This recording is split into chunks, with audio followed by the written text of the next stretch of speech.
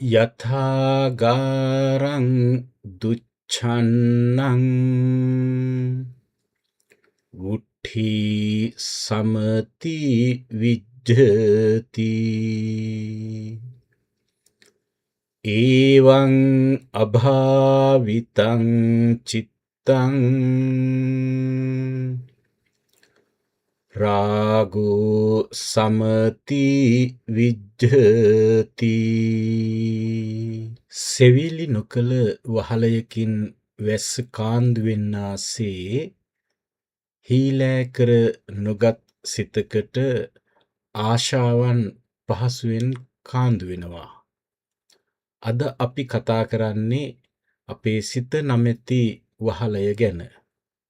ඔබේ සිත ආරක්ෂිතද? ඔබේ සිතේ වහලය හරියට සෙවිලි කරලා තියෙනවද?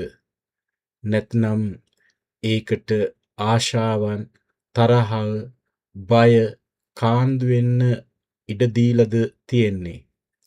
මේ ගැන ගැඹුරින් හිතන්න.